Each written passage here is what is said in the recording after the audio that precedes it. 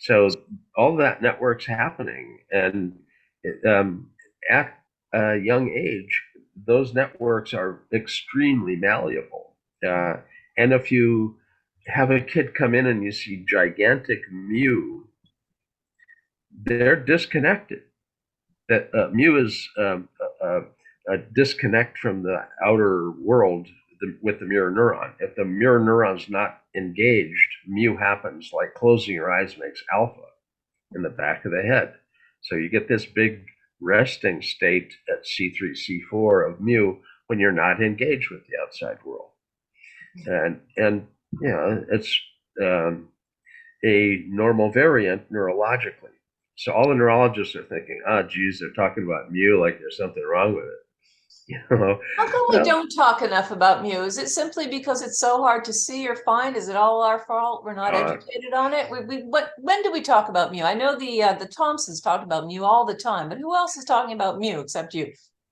well, anybody who looks at raw EEG ends up identifying mu, and they realize that it's a reflection of the mirror neuron system. And if you look at the QEG, Barry Sturman said the owl eye pattern with eyes open when alpha is blocked, and you see C3, C4 mu. That's an owl eye pattern. It's mu. Barry didn't like the term mu. Henri Gastaut tried to dismiss SMR as just mu. And Barry took it. He was beat up with the term mu, so he doesn't like the term mu. He says owl eyes, and if the eyes are closed and you have alpha in the bottom, and that's a monkey face.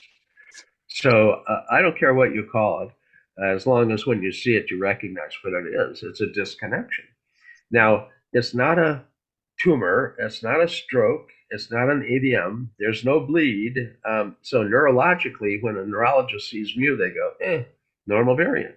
That doesn't mean anything. Well, it means something. There's a disconnect, but it doesn't mean anything is abnormal. It's a dysfunction, not an abnormality. And it's seen in 15% of the people that would be considered normal. And quite a few of those are athletes who consider it a positive dissociation. This too. Go to a track meet and it's freaking chaos. They're throwing things over here. There's javelins flying by. There's people running in circles and round, and there's chaos. It's ordered chaos, but you've got to basically shut all that chaos off to get into your zone for your 100-yard dash or your whatever hammer throw, so that you don't throw it the wrong direction or whatever. I mean, you've got to get your head into your zone in order to optimally perform. And you can't be distracted by all this chaos. So there's a disproportionate amount of mu in elite athletes. And again, their story to explain it is that it's a positive dissociation.